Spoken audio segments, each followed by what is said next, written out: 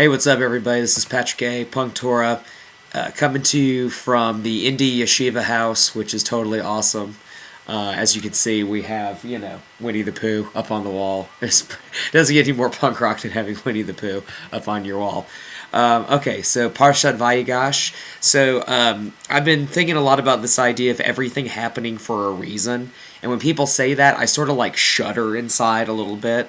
Maybe it's because I've had a lot of junk going on lately, and so I've been like, this is happening for a reason? Like, what people really mean when they say things happen for a reason, because duh, everything happens for a reason. Something happens, and then that causes something else. What they're really saying is everything happens according to, like, God's will or something to that effect. But, I'm sort of left saying, like, okay, starving children in Africa, that's because God wants that. The Holocaust, God, like, made that happen. Like, no, that doesn't make any sense at all.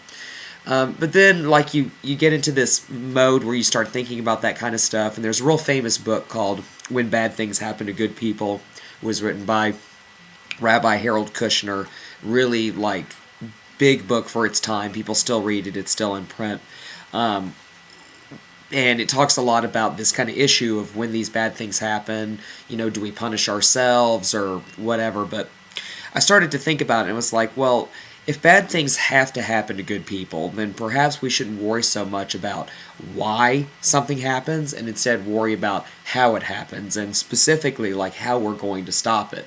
And this week's Parshat is the end of the Joseph story, and we find Joseph and his brothers reunited in Egypt, and there's this tearful Joseph telling his family to settle in Egypt with him. And in true Tanakh style, Joseph, rehashes everything that went down that we already knew from the past two Parshat, but whatever, that's the way the Tanakh likes to roll.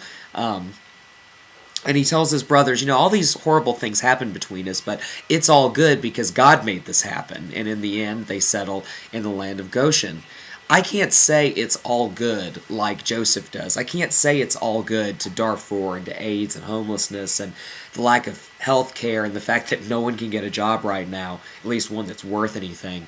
But, I can agree with Joseph that God sets up situations where we can act holy, and that's because that's the way life is.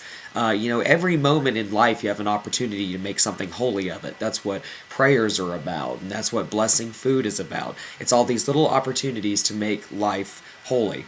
And it's about us always being in the right place at the right time to spread goodness and holiness to all people. And you may think you're just one person, but look at Joseph. He was sold into slavery by his brothers, only to turn around and save that family from a famine 20 years later.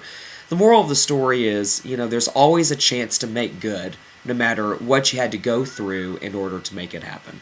Peace.